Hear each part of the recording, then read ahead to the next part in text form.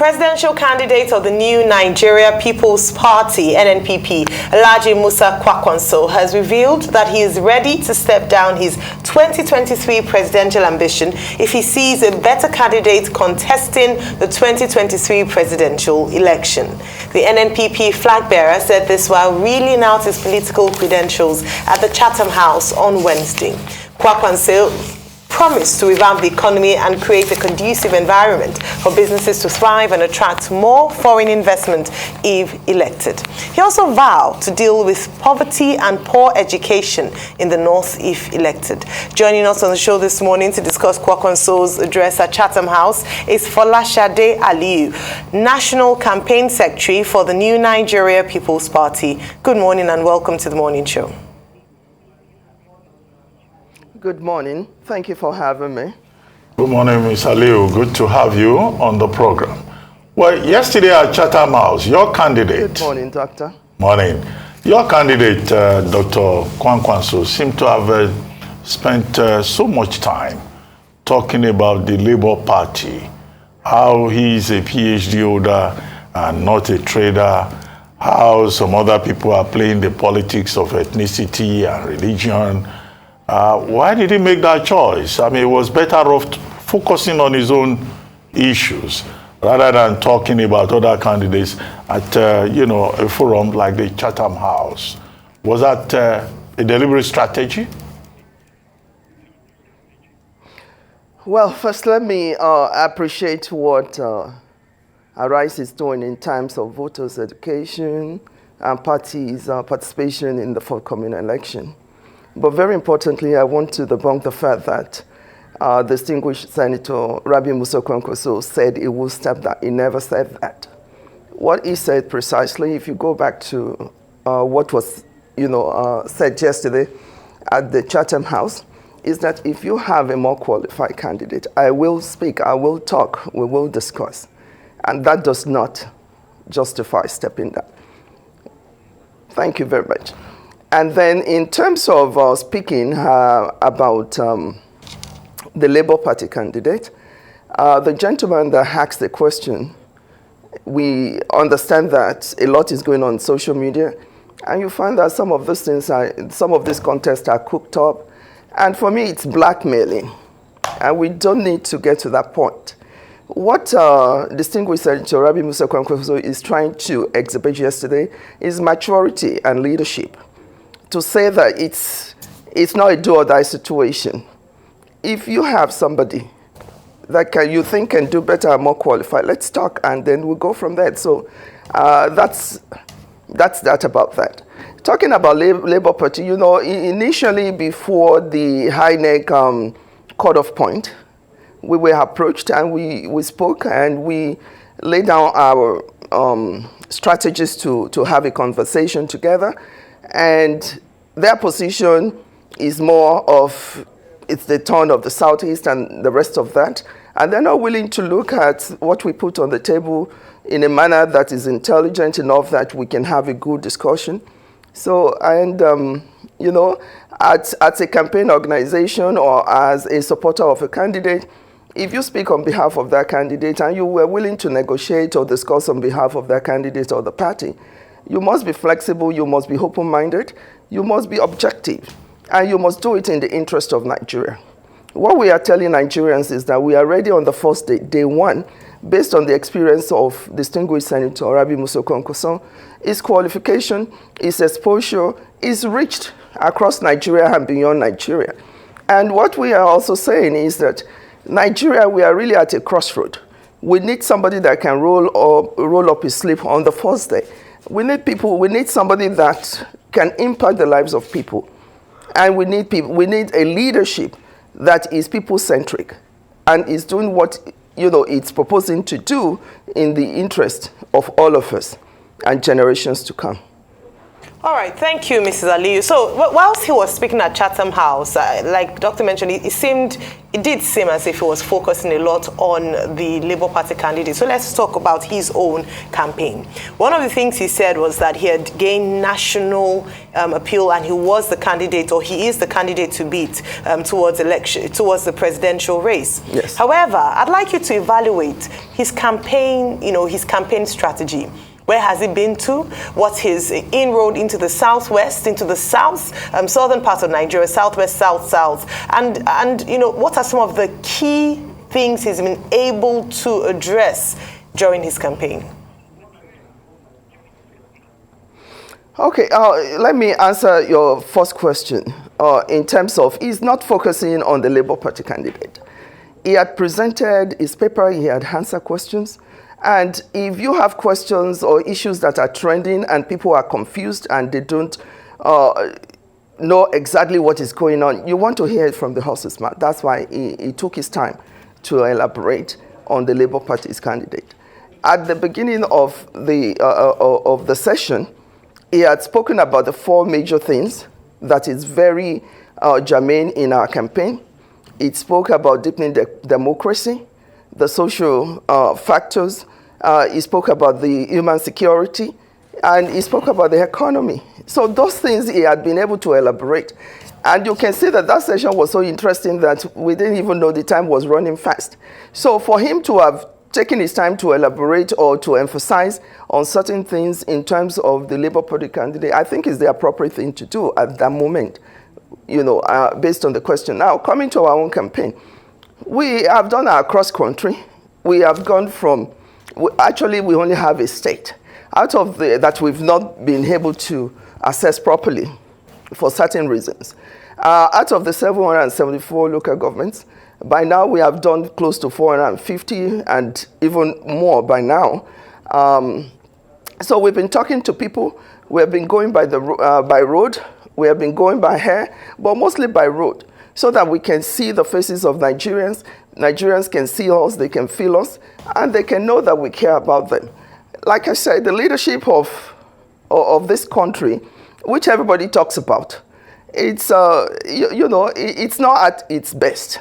So coming to this next election, it's very critical that we are very objective, even as voters, that we understand who will protect our interests, our businesses, our children, our education, the health services, our global bilateral agreements and global issues. A lot goes with governance. It is not just I will do. It's what you have done in the past. Your performance is up to date and what you are capable and you are competent to do in the future. Nigeria needs a leader that can concentrate, that understands, that can talk to issues, that can address issues, that understands what's going on in the country, and that can add his own input to what is going on. It's not the issue of having consultants or what have you all over the place, and then they tell you this is it, you can keep borrowing, and you keep borrowing, and you don't understand what they're saying. But you understand that they say you can keep borrowing, and you think you say. So what I'm saying, in other words, we need a leader that is knowledgeable, that is very diverse in education, in his experience, in hands-on leadership, that can be a mentor to other people coming behind him. We need someone that is very selfless. And we need, especially now, that a lot of Nigerians felt like we should be in a better place. We have the resources, we have the people. What is lacking is the leadership to give us, to put us in the right direction, make the policies that will protect our businesses, our interests, our families. So that's what we're concentrating on. So we've been doing our campaign in the north. We are well known. In the south, yes, we are trying. We are not as known in the south compared with the north. But trust me, we have gone to several places. The other time we traveled from Lagos to Ogun State, and then we crossed to Ondo State, and then to Ekiti, and then back to Lagos. So that's the way we plan, our trips. And it's been working for us. It's been working for us. We are getting very good results because people appreciate that even a presidential candidate can come to certain villages and see the eyes of certain people. And we need a leader that can deal and represent us with the top of the top and the lowest of the lowest and everything in between. And that is what separates distinguished Senator Aliu Musa Kwankwaso from the other contestants at this point. Okay. Yesterday at Chatham House, Dr. Kwakwanso said the NNPP is the only growing party in Nigeria. But he admitted, as you yourself pointed out, that the party is doing well in the north, but is not doing well in the south. Well, he said we are better known in the north rather than in the south. But the Nigerian Constitution, Section 134 specifically, requires that political parties that win the presidential election must have 1/4 of the votes in 2/3 of the states, 36 states, plus the FCT. And then, of course, you must have the highest number of votes cast during that particular election. Isn't this an indication, an admission by Dr. Kwankwaso that he himself has realized that he doesn't stand quite a chance if he's just popular in one part of the country? Is there the possibility of doing a deal with another political party that stands a better chance? Well, once again, Dr. Abate, I'd like to say that that's our expression and our admission to say that we are growing. We're going faster or better in a certain part of the country. Doesn't mean that we're not growing in the South. We are trying to explain to the public that based on our activities and our events and our acceptance in the North, because it is well known in the North, much better. We don't need to go beat around the bush about that. So when we say that we are growing very, very fast in the South. What he was trying to express is that he's locked up the North. And when you do that, you start from the point of your strength. If you want to win any election or any competition, we are growing very, very fast in the South. And I will tell you that in the period that we were the candidates, the nomination of the candidates, we have candidates in all of the seats across Nigeria, up to the state, from the state assembly to the House of Rep, to the Senate seat, gubernatorial seats. All of our seats were 100% filled. And that shows you, when you say that we are doing better here than there, that means that we are concentrating in the part that we are not doing as well as we want to be. And that's for any candidate, and that's for any election, and that's for any competition. When you acknowledge the fact that you need to work smarter, you need to work harder in certain aspects of your constituency or your area of concern, you let people know so that you can concentrate more at this particular time. So it's not an admittance that we're not going to do well in the South. And the issue of the 25%, we understand that very clearly. It was part of the national conference that made that decision to make sure that when people win an election, it's across the board instead of in a region. We understand very clearly. And I would also like to share with you that in the back end of any campaign or any election preparation, you sit down, you look at your figures, you look at the demographics of where you are doing very well, where you need to improve, where you need to do certain things, and you do it. And if you do it right, you do it smart, you do it at the right time, you will see result. Okay. Nigerians are accepting us at a speed of light. All right. So that's what we are expressing, that we're working better to do much, much more greater things in the South. Thank you.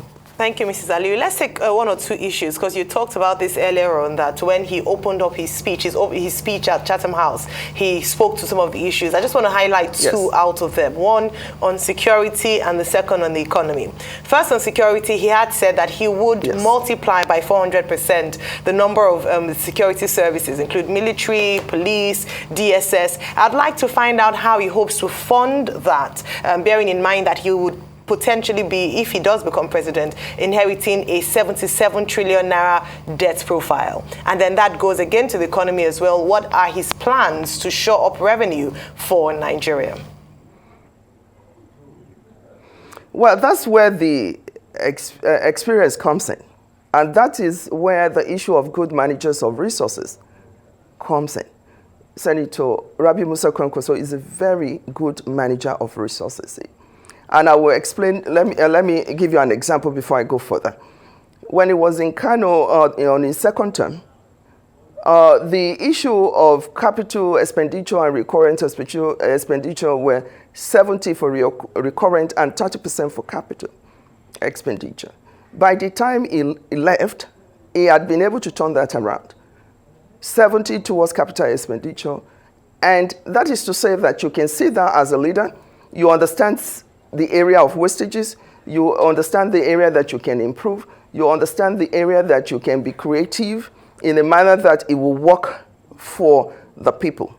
So people ask, where are you going to get the money? The money, like he expressed yesterday, if we look at these wastages, if we look at for instance, what is our production level today, if we look at how we can improve on that, if we look at streamlining a few things across the nation, you'll find that the money comes.